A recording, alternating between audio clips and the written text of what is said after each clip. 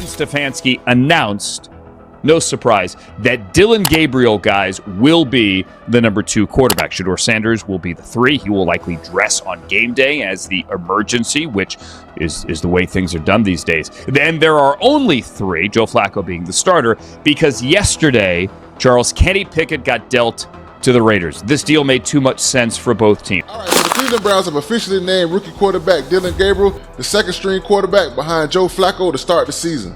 Shout out to that boy. Let's continue to see how this bizarre quarterback situation unfolds in Cleveland. Try me. You know, it kind of goes back to the previous discussion. It's such a all-encompassing evaluation. So everything the guys did in the games was important. We also saw a lot of them out here in practice and how they are at their craft. And he's certainly somebody that we think is getting better and better. Let me ask you this. When a coach makes a decision that seems to go against logic, against momentum, and against the clear voice of the fans, is it leadership or is it sabotage? Because right now in Cleveland, head coach Kevin Stefanski has lit the fuse of one of the hottest debates in the NFL.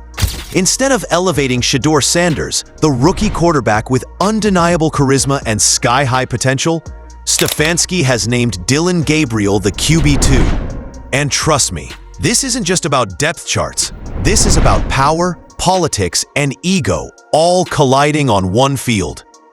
Where Gabriel was drafted, ahead of Sanders by a few rounds, and as pertains to also their actual performance on the practice field and in games this preseason.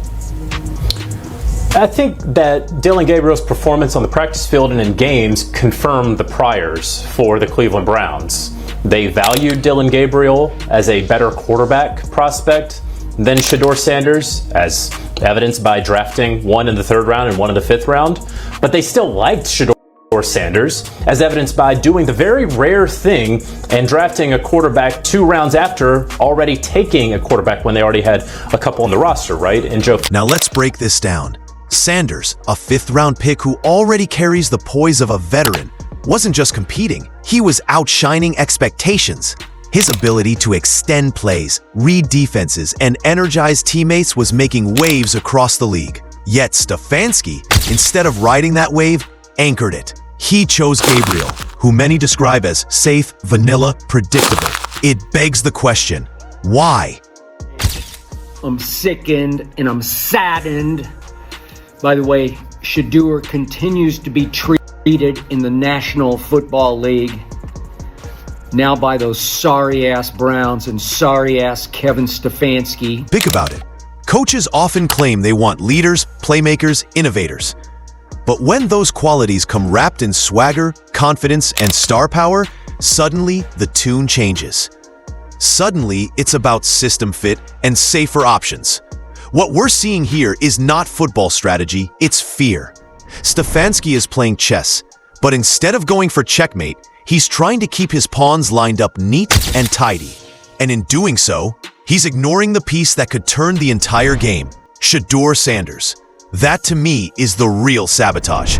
Not against the team directly, but against the future of what could be a franchise-defining player. Stefanski said some shocking things about Shedeur Sanders after the final preseason game against the Los Angeles Rams.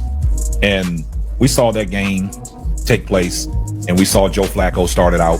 Joe Flacco, Joe Cool. Joe looked pretty good. For a 40-year-old quarterback, he looked pretty good. But the thing about it is, Joe Flacco's out there with the first team unit. And, he had his big play receivers out there. He had his big tight end, Njoku. He had Jerry Jeudy. He had the offensive line, the first-string offensive line. So Joe moved the ball. He looked very impressive moving the ball down on the scoring play. Here's where it gets even more interesting. Financial politics. It's no secret that NFL rosters aren't just about talent. They're about contracts, cap space, and long-term investments. Gabriel, as the video pointed out, is cheaper to showcase early. He's expendable, a quick test run. Sanders, on the other hand, is a project with long-term value, a star in the making. If you expose him too soon, the pressure builds, the expectations mount, and ownership starts asking tough questions. Stefanski knows this. He knows that if Sanders shines too early, the entire city might start asking, why isn't he starting already? Browns Kevin Stefanski just announced that Dillon Gabriel will be quarterback 2, the backup quarterback to Joe Flacco. And this probably just came from the 3rd preseason game with Shedeur having that bad game. You did what I'm saying, the oblique injury kind of threw him out of rhythm. Dillon Gabriel still keeping that steady pace, you know what I'm saying? He didn't play, like, by him being a 3rd round pick, Shedeur being a 5th round pick, and them playing the exact same, you got to give it to Dillon Gabriel. He didn't really outplay him, outshine him, and Shedeur Sanders, so it is what it is. But I do fully believe that all 3 of these players will play this season for the Cleveland Browns. But here's the twist that Stefanski probably didn't see coming. Sometimes the best way to create a legend is to hold him back. By sidelining Sanders, by making him the most talked about quarterback not playing, Stefanski has unintentionally lit a firestorm. Every sports talk show, every debate table, every fan in Cleveland is now buzzing with one name, Shedeur Sanders. And nothing drives attention like mystery. The more people don't see him, the more they want to see him. And when that curtain finally rises, it won't just be a debut, it'll be an event. The type of event that no amount of coaching politics can stop.